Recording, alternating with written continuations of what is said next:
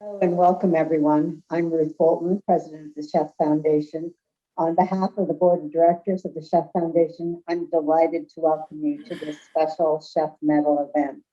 The Sheth Foundation Medal is a biannual award given to marketers for exceptional contributions. It's awarded to recognize a marketing thought leader who has made enduring and transformational contributions to academic scholarship, marketing practice, and society. I'm sure you'll all agree that George Day is an outstanding recipient. He's a thought leader who has made landmark contributions to both marketing scholarship and practice around the world. In selecting George as this year's recipient, the board was especially impressed by how he has helped some of the world's largest companies address strategic marketing challenges. If you're attending today's event, you probably already know about George's amazing contributions. However, I know you'll enjoy hearing from his family, friends, and colleagues, seeing him receive the award, and listening to his remarks. George and I have known each other for many years, and we've worked together at the Marketing Science Institute and at the American Marketing Association, so I'm personally delighted to see him receive this award. Congratulations, George. George, this is Jag. Congratulations. We go back a long way. I remember 1963 at Columbia University in month of December when you came to interview John Howard and I, whether to join Columbia or any other top university. As you know, you are the recipient of the Ford Foundation grant for a doctoral dissertation. And you were selecting, and we were so pleased that you decided to come to Columbia, and the rest is history. Let me tell you more about George to other people who may not know. George is a great organizer and a leader. In fact, the buyer behavior project for which Columbia became very famous, John Howard and we were pushing buyer behavior at Columbia as opposed to pricing and other models that were popular at that time. George was the executive director of that buyer behavior project, more complex, both in terms of managing outside longitudinal panel, but more importantly, managing internally within the School of Business, within the marketing area, and of course, the sociology department, where Paul Lazarsfeld, who was an expert on panels, was our advisor. Without him being in charge, the project would have never taken off. And it had an enormous impact once George left in terms of continuity of so many doctoral students and so many scholars who wrote great papers or dissertations. If that's not enough, George has done the same thing when he became the academic director at MSI. He has always done the same thing when he became the president or the chairman of the AMA board of directors. And of course, at Wharton School, the Mack Institute of Innovation. He's just a natural leader and an organizer, not just leader, but he knows how to put things together. Great skill set to have when you are an academic entrepreneur. Second thing, George, about you that we have all admired is you are a great innovator, great thought leader. And among many, many things you have done, the three that stand out in my mind is that you are the first one to articulate a market-driven strategy which impacted not only the marketing field, but one of the few marketing scholars who impacted the management and the strategy people. You know, there's that pecking order in our mind. Marketing can invent, but doesn't get the respect. It's like that comedian, you know, I get no respect kind of stuff. But you broke through that barrier, which is incredible, as many people have done in the psychology literature. The second thing you have done significant work, as you know, is the whole concept of peripheral vision with Paul Schumacher, for example. I think that peripheral vision concept is becoming so relevant today, given that COVID or Black Swan event, we don't anticipate. And how do you prepare an organization to make sure that organization has the vigilance and in the process is ready to take on a major event like the pandemic? This is excellent. You just go on and doing so many things like that. Your book about outside in thinking for corporate change, I can list in more and more. Great thought leader and innovator. The last thing, of course, is equally important. You are a great educator. I watched you teach others at Wharton executive programs. I watched you teach at MSI, some of the sessions. It's just wonderful to listen to you. You never get tired listening to you. And this has been a great gift to have because ultimately we are in the business of unlocking the potential of others through education, through research, through personal mentoring, and you are par excellence. There's nobody that can come as close as what you've done. I know you are modest. I know that thing. We know each other for, I don't know how many years now, from 63, 64. And you are in the cricket, which is an Indian or a British Commonwealth model. You are what we call all-rounder. All-rounder means you are a good batsman, you are a good bowler, and you are a good fielder, which is a key accomplishment. But above all, the award you deserve it is for one more area that the committee did not think about. I think in the marketing area, nobody has more frequent flyer miles than you have, George. You have flown all over the world for so many places. When I call you up, you say, I'm in New Zealand now, I'm here, I'm there, etc., which is just wonderful to see. So again, congratulations for a very well-deserved award. I know the Sheth Foundation, the whole board was so enthusiastic when the committee announced you will be the next recipient. And again, thank you very much for your friendship over so many years.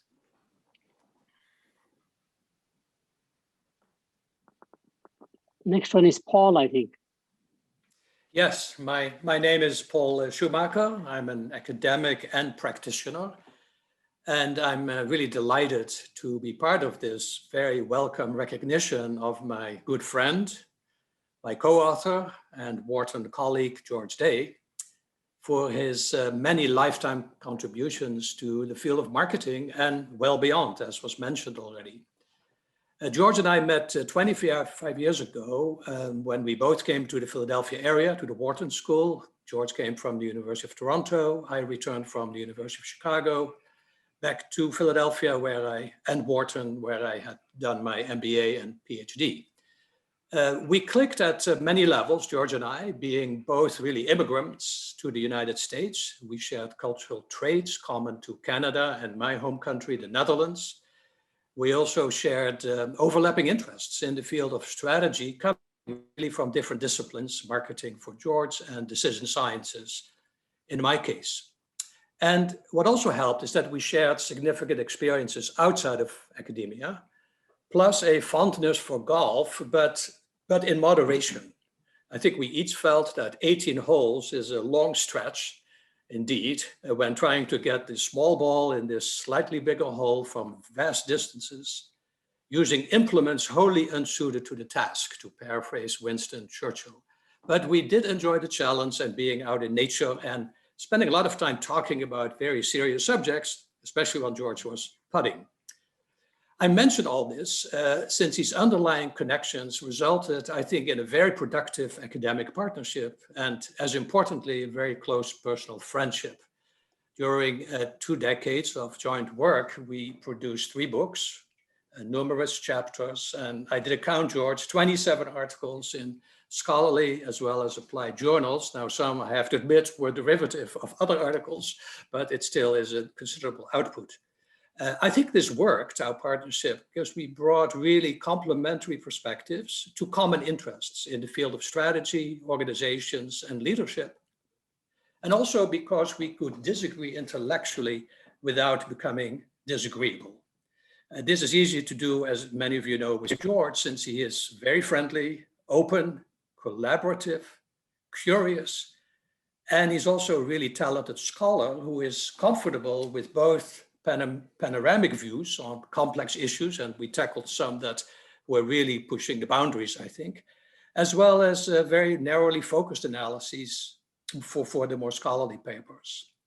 And his ability to blend theoretical perspectives and practical managerial advice made our intellectual forays a real pleasure and really a treat. Along the way, of course, I learned a great deal, such as marketing being the most important core business discipline, since George taught me you don't have a business if you don't have customers, or that the US could learn a great deal from Canada as well as Europe, and I couldn't disagree, of course, with those two.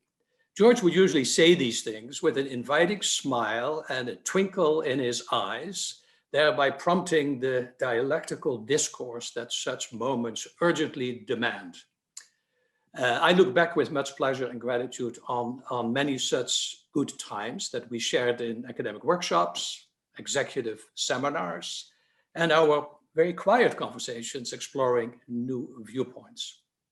So I look forward to many more such opportunities, God willing, and I'm delighted to see that this well-deserved investiture and Medal of Honor bestowed in the presence of marketing royalties and many friends is in full swing. Thank you, George, for your friendship and your many contributions.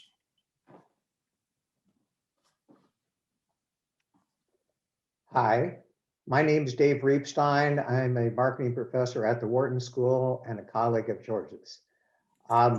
I know this event is to honor George, but I want to begin by starting off and honoring JAG and the Sheth Foundation for holding such an event and all the wonderful things that the Sheth Foundation does. So thanks to JAG and the Sheth Foundation. I can think of no one who's more deserving than George. And I thought part of what I'd want to do is just review a little bit of his history. And so I'm going to do a screen share, if you don't mind. And I'm just going to share just a little bit about that. So I'm assuming you can see my screen, is that correct? Yep. Okay, I see some heads nod. So let's begin and look at George's academic journey. And here's a picture of George when he applied to the doctoral program at Columbia in 1964 that we heard. Here he is in 1967 as an assistant professor at Stanford. Here he is in 74 as a professor at the University of Toronto. I have another picture of him when he finally came and joined us here at the Wharton School. And here's a picture of him today. And actually, part of what it is that we all know about George is he just never changes. All right. And this is who it is. And he never seems to age at all. What I do want to show, one of his major contributions are all the books that he's done. And I don't know if you're aware of all the different books that he has, but he has continued to be writing books. And what is amazing is, he did this thing called emeritus, and he continues to be working on books all the time and contributes to the field. So, it's just amazing to see the whole array of all the different things that he's got. Of course, he's got numerous publications. I can't even begin to start to show those on any one screen, but it's pretty amazing. But I think the other part that I thought I would share is how George is really a Renaissance man, and how well-rounded it is that he is. So here he is in his fashion design, and he definitely knows how to have fun. You can see him lubricating up above in the right. And here he is in his aerobics class that we have. We all think of him as outstanding in his field, and indeed there he is. But he always figures out how to do that lubricating thing. Jag mentioned, all of his travel. You can see him in the upper right as a global citizen. You do see sport lubricating, but then on the bottom right, we see he's a global citizen lubricating as well. But on the other side of George, he's definitely a family man. Yeah. And his family is front and center for him, and including Alice, who has kept him very, very active, as if there was ever a doubt. He's a sportsman, and as noted, he was a Canadian. I didn't get earlier pictures. The rumor is he was born on skates. There you see him on skates. I did note this picture. He figured out how to play some of that golf if you do it indoors, you're less likely to lose the balls, although you may lose a few windows along the way. Also, being Canadian, he's got that downhill skiing down and a variety of things. But on a very serious note, George definitely believes in service. He was the chairman of the American Marketing Association. He was the executive director of MSI. He was the co-director of the Mac Institute and the Huntsman Center. He's been in public service as well, as he's been on the board of the Free Library of Philadelphia, the board of Laura Mary Conservancy. And I think there's so many things.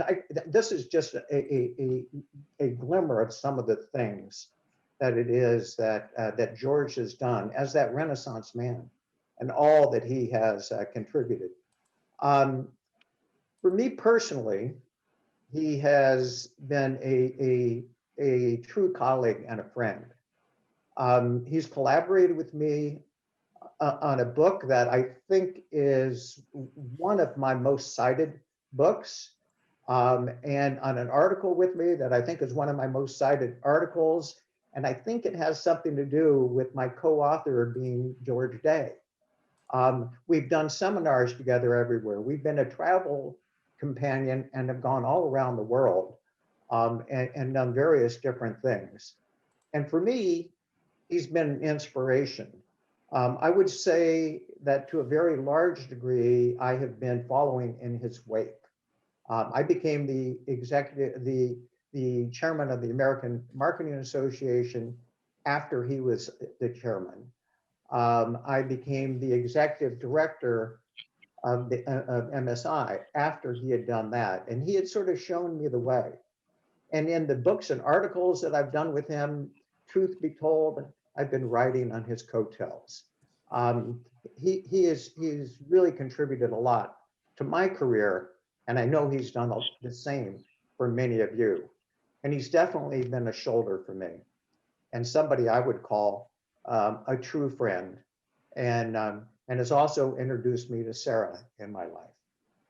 So there are rare moments in George's life, and here's one from 1948 when he was relaxing, and you can see him there. And then the next time he was spotted relaxing was just a little bit later, but these are the only two times we've ever seen George really relax. So with that, I say thank you, George, for all you have done for all of us and all you will continue to do. So thank you very much.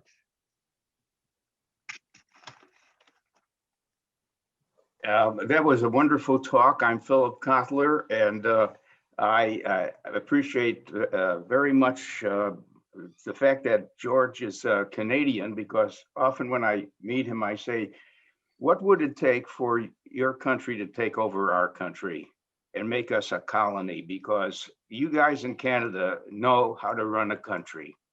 And you and of course, the Nordic countries know what it takes. But I'm going to take a different point of view in sharing about George.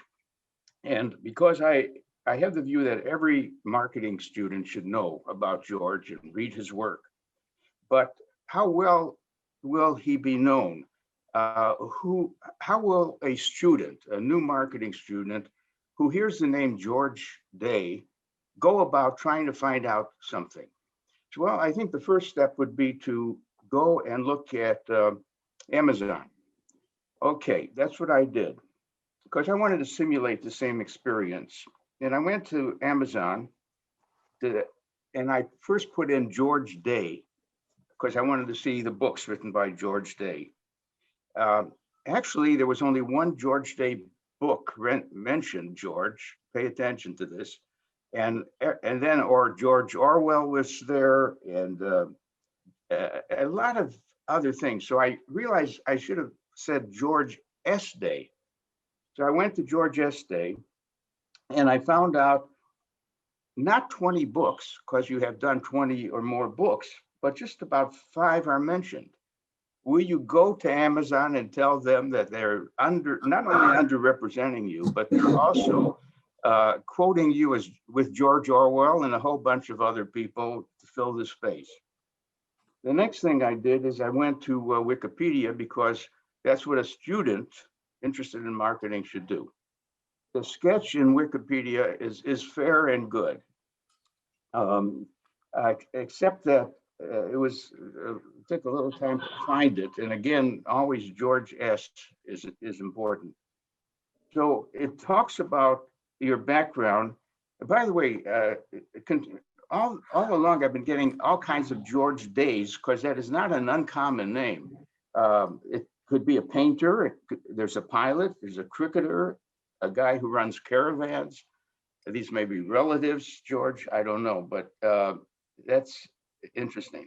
I went to your books, and I'll tell you what my favorite books of yours are out of the 20, although they're all good.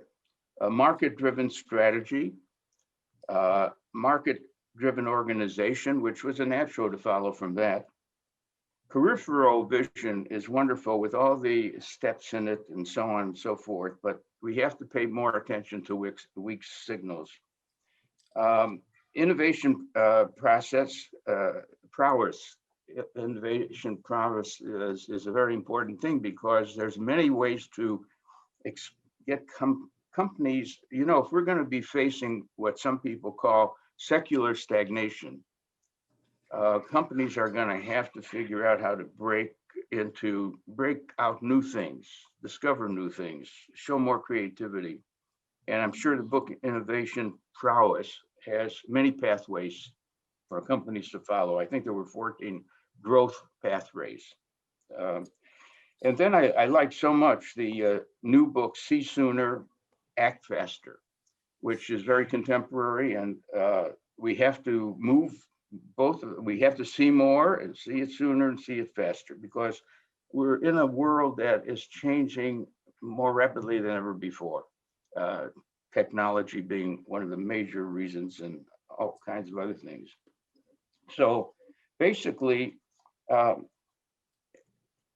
it is a wonderful story of contribution, not only to marketing, but I would just say that your reputation is very firm, also in the decision sciences, in the innovation area, strategic management, and of course, marketing. So you have a very big footprint, and we all are so grateful for what we learned from you, and we know we're going to continue to learn from you because your pen is always in your hand, and something good is coming out of it. Thank you.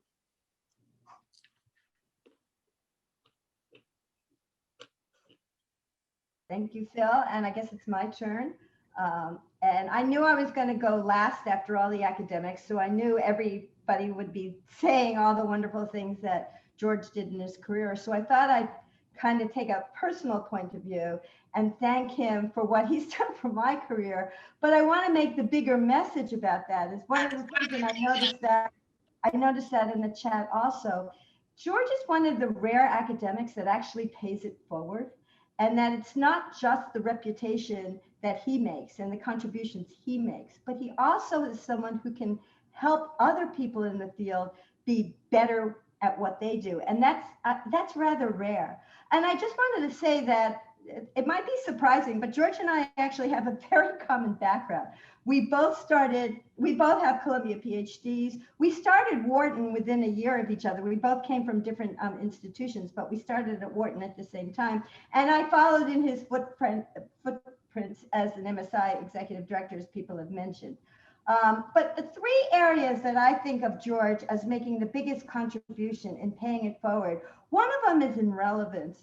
And he does amazing research. He's got the rigor, you know, he's won all these other awards, but I have to say a lot of people do research that nobody cares about, but not George. His research is really relevant to business.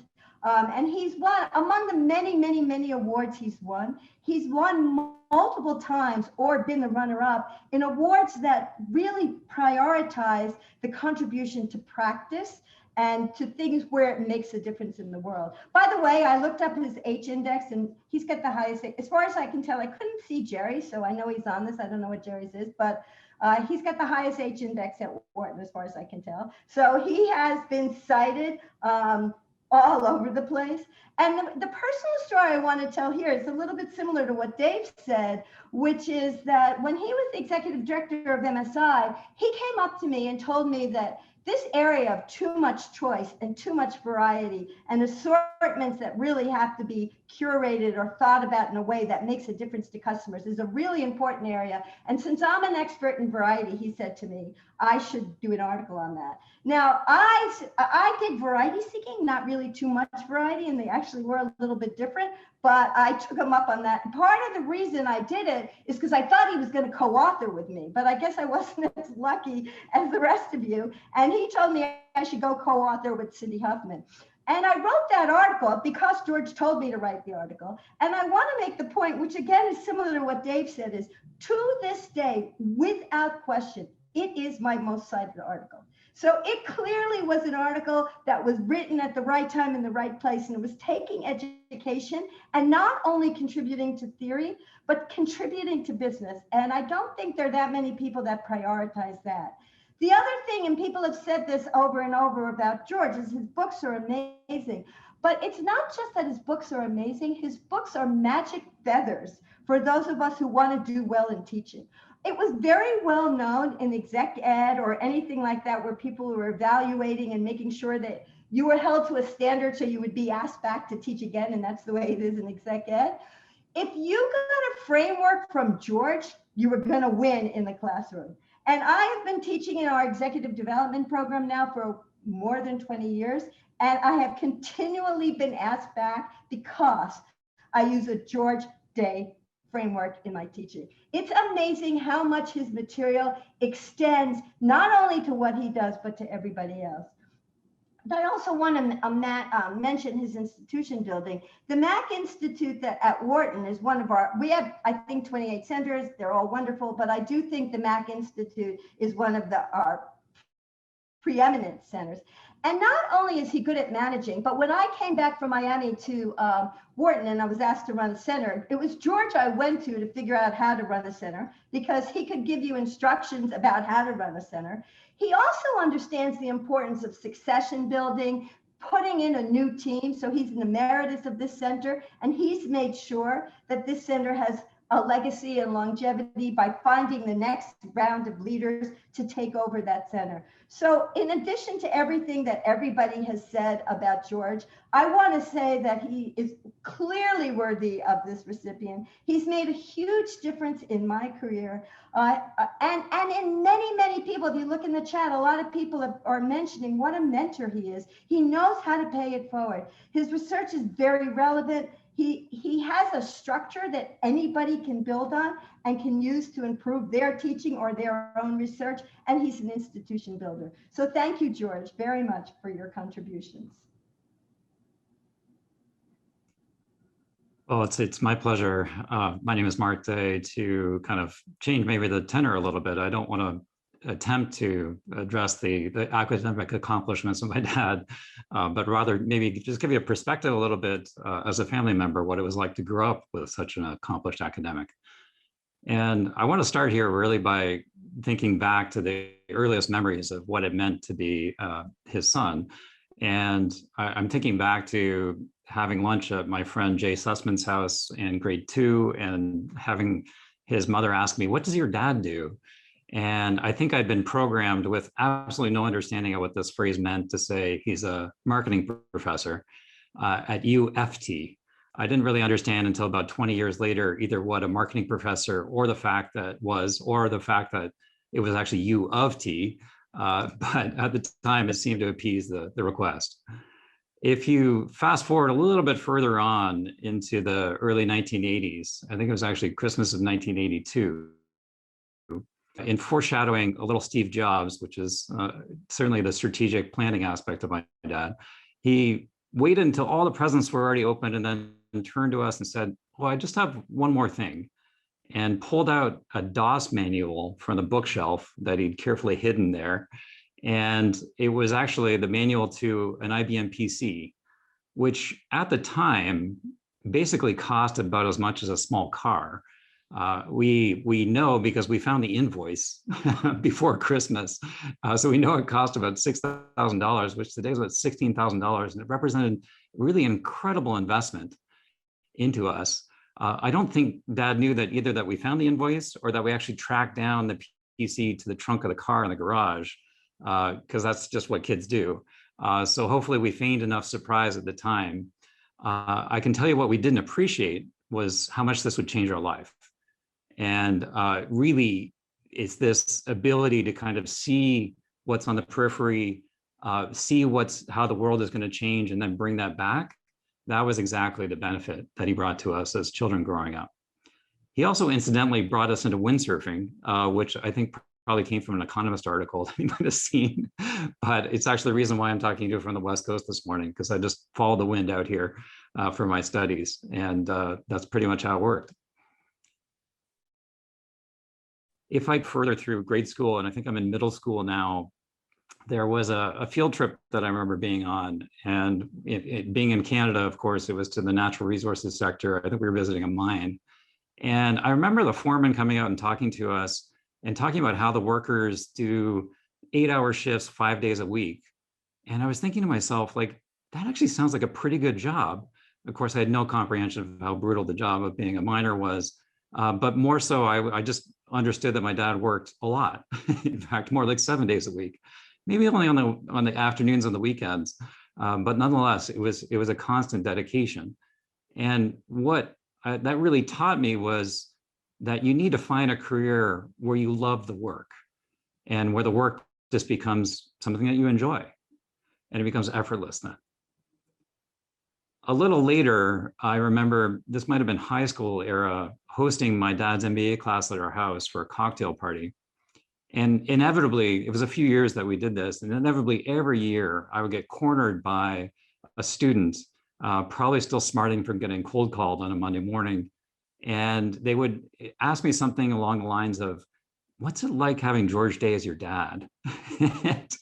Of course, only having one dad, I said, well, it's pretty normal. I'd mumble out something like that. But it wasn't until maybe a year or two later that one of my friends came over for dinner and was pretty quiet during dinner. And then afterwards made me mention to me, you know, it's really not normal for families to discuss OPEC strategy at the dinner table. But for me, this was normal. And this is just what life was.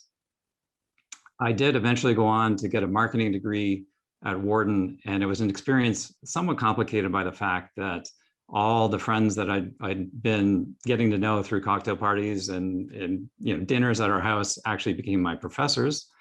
So that was exciting. But what it taught me really in retrospect was that you need to choose a career where you love the people you work with. And it's clearly evident, and you've heard that comment this morning. Of course, it was the same cast of characters that came out and said somewhat similar words about 6 years ago at his retirement party, which is still vexing all of us because as far as we can tell, nothing changed. I mean, most people don't go back to work the next day. I think as far as I can figure out, Dad just changed titles, added an emeritus, and everything else is pretty much the same. That's that's something that really brings me to my closing theme, which is talking about this passion in the career. And it's remarkable, I think, that when I think about all three of his children, myself included, of course, we've all become entrepreneurs who are perhaps a little bit more comfortable in chaos than in defining strategic plans and certainly planning our lives 2 years in advance, which is what my dad really excels at. Was it rebellion? You know, possibly a little bit.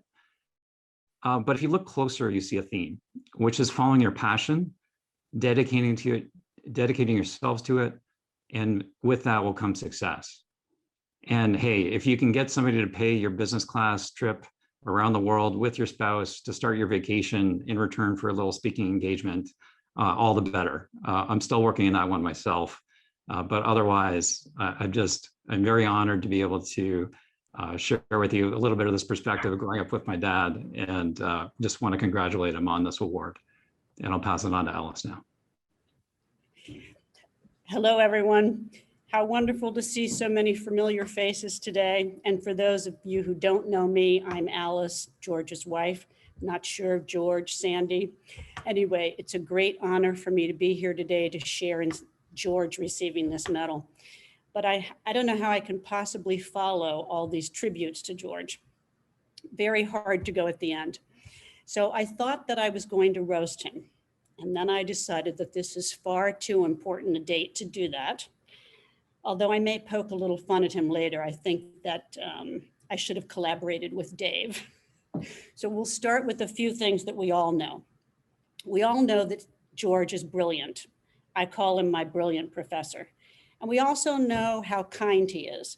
One of the things I remember that stood out for me when I first met George was going to a Wharton event and a lot of people pulling me aside and telling me that George was considered hands down the kindest, most giving professor at Wharton, always willing to help a colleague, staff member, or a student in ways that were of no benefit to himself.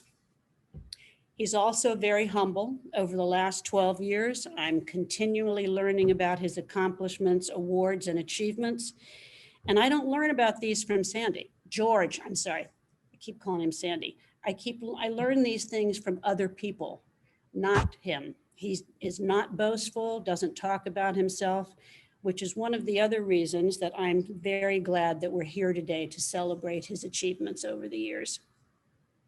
So in addition to these three traits, which we do all know about, I'm reminded of an early Wharton event where a graduate student of George's approached me and said, "What is he really like to live with?" Kind of like people asking Mark, "What's it like to have George as a father?"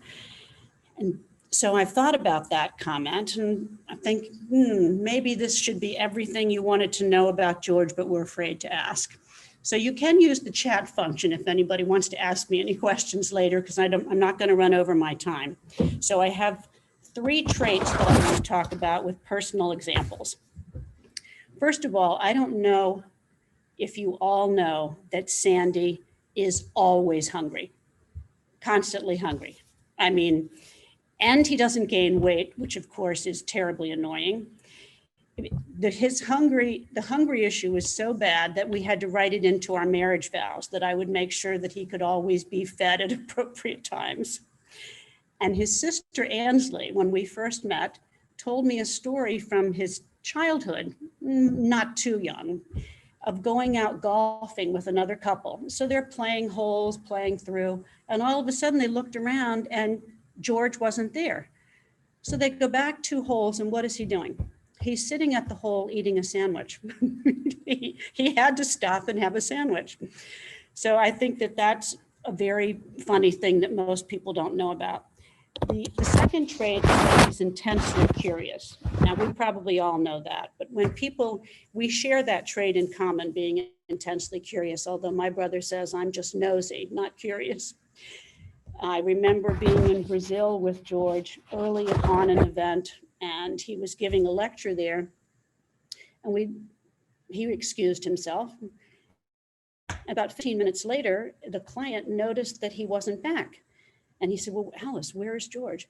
I said, "I'm not sure, but let's give him a little more time. I don't know where he wandered off to." Well, 5 or 10 minutes later, which is 25 minutes, we went to look for him. He'd wandered off into the kitchen, not wandered, intently went to this kitchen to figure out their operations and got caught up with the people there, the owners of the restaurant, in trying to figure things out. And that's just what it's like living with him on a daily basis. Third trait, I have to wrap it up, is we all know about his book, Peripheral Vision, that he shares authorship with Paul. But I find that very amusing because I live with this man on a daily basis. And honestly, if he opens the refrigerator, he cannot find his own lunch. Okay. So he's supposed to be an expert in peripheral vision, but he can't find his lunch. Now you think about all these examples that I mentioned. They all have to do with food. That is all. a huge thread running through George's life. So I am going to end on that by saying that I am so proud of him, I can't even tell you. This is a wonderful day for him. I'm glad to be part of it. And now I have to transition to the other room. Okay, thank you. Bye.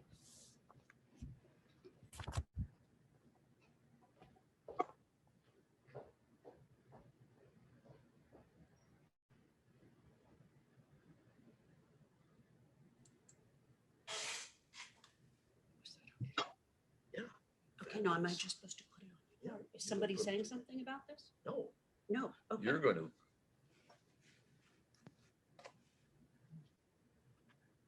This is such a marvelous honor. Thank you. Thank you, darling. Congratulations. I'm gonna go back to my room. I am borderline speechless, but I just overwhelmed with the support, the accolades, and the generosity of all of the comments. Even though I felt compelled every once in a while to intervene and clarify things, but I really am deeply and overwhelmed with the honor that I've received.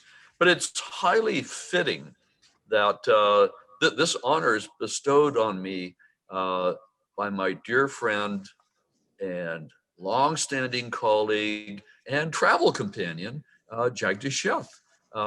He is exactly right that we began at I don't want to put the date on yet, although Jagdish did give it away.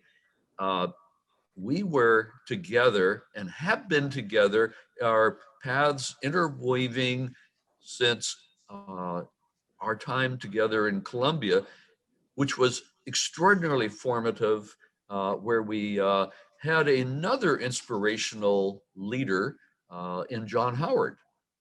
And he was equally influential for, I think, both of us. So it's a special privilege for me to thank Jagdish and Madhu, because I know where the power really lies. I want to thank you both for the opportunity and the privilege. But looking back at what I've been hearing, and the comments were so generous, but to use the title of the book, which you remember, it takes a village, and that's what I want to speak to, because it did take a village, in fact, a big village, to get me to this point where I have been so overwhelmingly and enthusiastically acclaimed. And but there's a lot of people I want to thank that got me here. And it's been a wonderful life journey, but I want to call out a particular set of lessons that I've learned. And, you know, I've been thinking that this era of Zoom meetings is an extraordinary privilege for all of us to be together, because normally this award would have been bestowed in person and not everyone would have been able to attend. But I'm so glad to have dear friends, colleagues, and people that have meant so much to me in my career. And so I can thank them all and reflect on the journey that got me to this point. And I've learned a lot, but I'm going to kind of sum them up in three key points.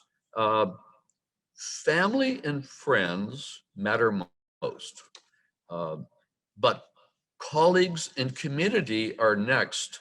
And then I was listening for the last point that I want to draw out, and that is that curiosity is essential to driving a career forward. And I want to celebrate curiosity and really talk a little bit more about it.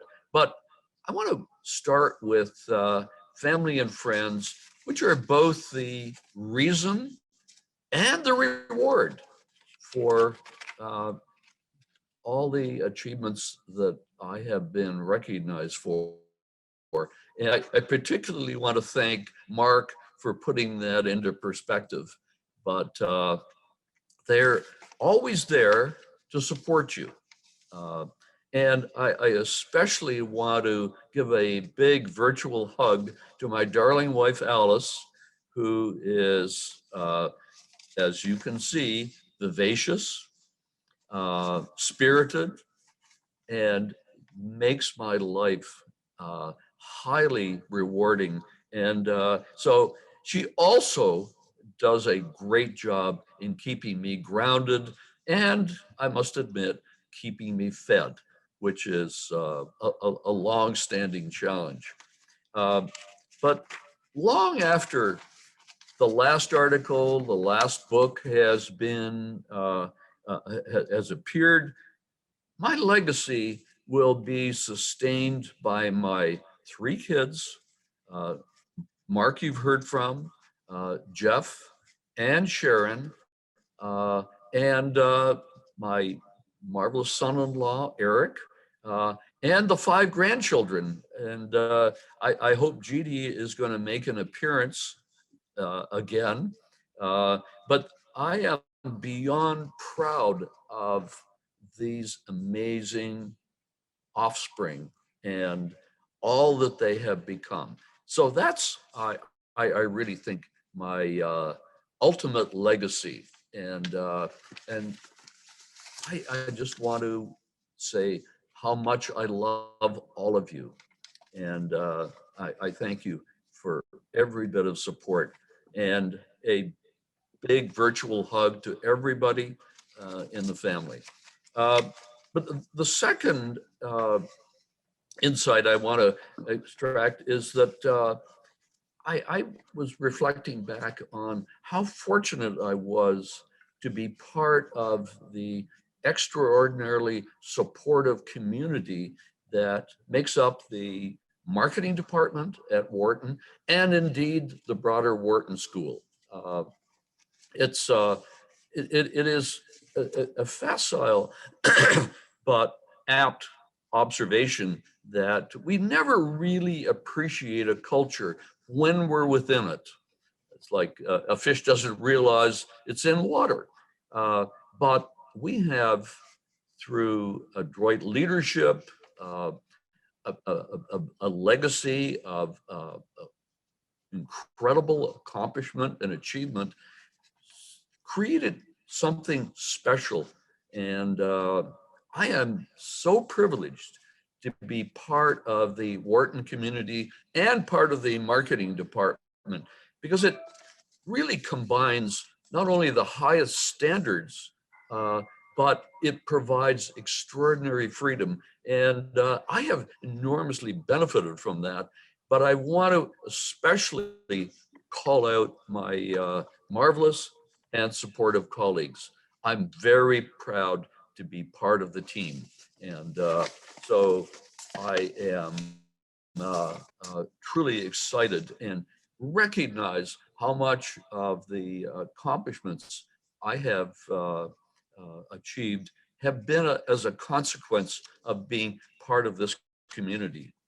So there's undoubtedly, these are the reasons why the Wharton School is and always will be #1. So a big call out to my colleagues. Thank you, every one of you. My final insight is that success in life and academia demands many qualities. I think you have to have the basic equipment. You have to have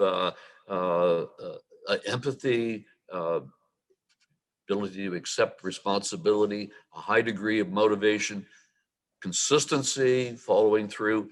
All those things are important, but I keep going back to a theme that I've heard several times, and that is the exercise of curiosity is among the most important qualities of an academic, especially, but I think of a leader. So Paul and I have been exploring this question, and we find that particularly the area we're looking at, vigilant leaders are really curious. And so Paul and I and Dave and my other dear friends have helped me exercise that curiosity.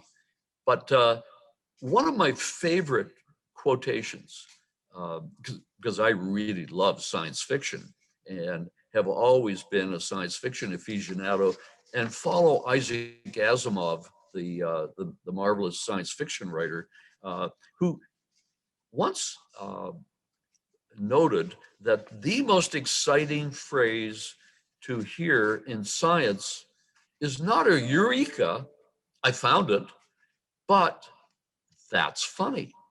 And that is, I'm reflecting that that's the essence of how I've been able to sense and respond literally to interesting problems, because most of my productive ideas and questions that I've pursued have come from my students, my friends, colleagues, and my clients. But I've been enormously privileged to be an academic and have the freedom to pursue these questions. So my parting message is, before we do something which is really also very important, meaning that is consuming wine, is my conclusion is stay curious, keep learning, and stay engaged. And I can't thank you all enough. So it has been a great privilege and a deep honor. Thank you. Well, George, there's no question that you have remained engaged and have contributed to so many of us, as you've heard today, and contributed to the field and to practice. But I'm going to ask everybody that's on the Zoom call right now to unmute.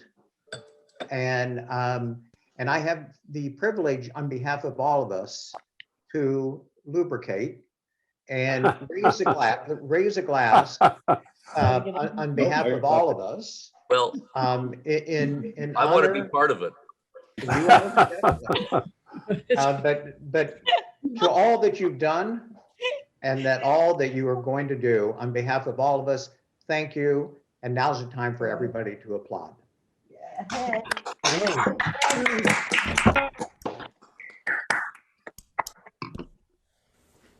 George, when Alice left the room to come behind you, I thought that was to give you some food because so many minutes have passed by. Instead, it was a medal. It was just a medal. Yes. Yeah, my reputation has definitely preceded me. I'm going to send you a care package. But you consumed it. But you do need protein to nourish the brain. Yes.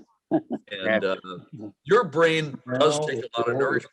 Friends here, I don't see any of the MBA people, do only you? NBA. It's interesting. So thank everybody for joining. We really appreciate Thank you you. joining Right. and honoring George. Our pleasure. Here, here. Wonderful. Way to go. Thanks so Way much. to go, Samuel. Thank you, everyone. Congratulations, Ed. Where'd you go, Cindy? Bye-bye.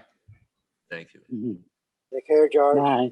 Congratulations, George. Congratulations, George. Bye, thank you. Bye, George. Bye. We're all over school, Sandy.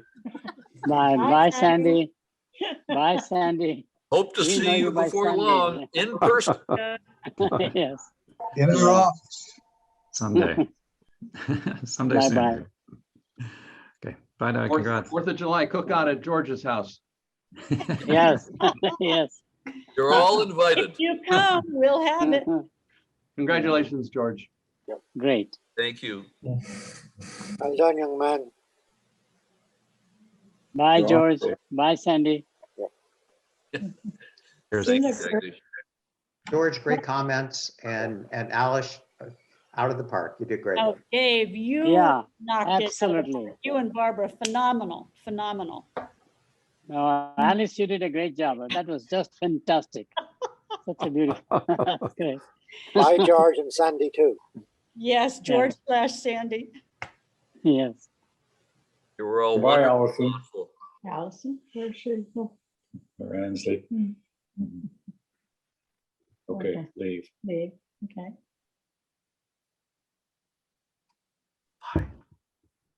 Now, George, are you physically somewhere else? He's in the other room. Okay, but other room where? You're not in Naples, are you? Yes, we are. Of course. Of course. Wow. How'd you get the background? Is that digital? Yeah. Yeah. Okay, looks good. Very professionally done. Must have been done by a marketing person. Well, again, I do Laura. want to shout out for Laura Gelato, who orchestrated all of this and Yes. did an absolutely marvelous job. It was seamless. I was quite impressed. Yeah, Hey, great. thank you, Laura. Thank you so much. And thank you to everyone who joined. I thought it Thank went, it you was all. It was great. fabulous. Yep. All the Hi, Madhu. See, we're all waiting to see who'll be last. Unmute. Unmute. Madhu, you have to unmute. Okay. Hey, can you hear me Now now? you can do. Yeah, yeah. Okay. Sorry, Sandy. I kept on switching between Sandy and George, but I think you go by both the names, right? I really screwed that up. Yes. No, when I was talking to Laura, I had a hard time sending George. I kept on saying Sandy, Sandy. And that's what happens when you're an old timer, you get Yes. used to the name and it's very hard for it to change. I can understand that. But we are very, very proud of George. Alison, you, Absolutely. George, as Jagdish mentioned, that, we go back around 1963. And I knew the whole family. Our children at the same age. Our older daughter, Reshma and Sharon are the same age. And then Marlon and I, we both were pregnant when Jeffrey was born. Our sons are the same age. So, the family were very close to each other. Right. And, and we still feel very close to each other. So that's very nice, Quite an So honor for me to be part of that. yes, so nice to see you all again. Our Very lives have certainly been interwoven. Yes, that's right. Thank you, Sandy. Thank you. Good to see you. Bye-bye. Good to see you all looking so well. Thank you. Thank you. Yes, And- congratulations one more time. And- Okay. And hello to David Montgomery there. I saw David. Hi, Hi, Dave. David. How are you? Yeah, so doing well out here in Colorado now. Oh, okay, okay. Very Yeah. good. Good to see you. Good to see you and congratulations, George. Well deserved. Thanks, Dave. Yeah. I hope before long, when we're allowed to travel, we can get together. Yeah. It's been way too long. Oh, indeed. And give a big hug to Toby. Will do. Thank you. She's on another Zoom call with some of her old friends in California. So Good. Yeah. Same thing, David. Say hello to Toby from Madhu and I. Yes. Great time together at MIT, at your home, the dinner incident and all that, which will take a long time to share. Yes. one small story about Jagdish and Madhu. when he and I overlapped for 6 months as assistant professors at MIT at the Sloan School. We both lived in Winchester, and we had Madhu and Jagdish over for the first time when we lived at 102 Church Street. And Toby, Jagdish and I were drinking scotch in the living room, and Toby was in the kitchen, and she took the casserole out and burned her hand and dropped it. Right. But unfortunately, Madhu was right there because she would have scooped it up because we didn't have that many vegetarian recipes. So we all went out and had pizza. Anyway, great. Exactly. That's right. Great. Yeah. And I remember calling George Day when I was doing recruiting for MIT and tried to talk to him. He said, I've actually just accepted Stanford. I couldn't argue with that. So it was just wonderful. So I decided to join him. Yeah. Yeah. He was part of the recruiting committee. So anyway, we became very close friends and collaborators. Yep, that's right. That's right. Yes. Yep. Although I had a Journal of Marketing article that didn't get the best paper award that I'd written with George. I thought I was too big a handicap for George to actually get recognized for that paper. Yeah. Okay, guys, thank you so much. Yep. Wonderful event. Thank Sandy, you. this is Yeah. I mean, such a joy. I'm Yeah, just such glowing. Yeah, such a joy that the foundation recognizes you. It's just so good and personal even for me. Thank you so much. Bye-bye. Thank you for having and starting the foundation, Jag. It's so Thanks, Alice. meaningful. Thank you. Very meaningful.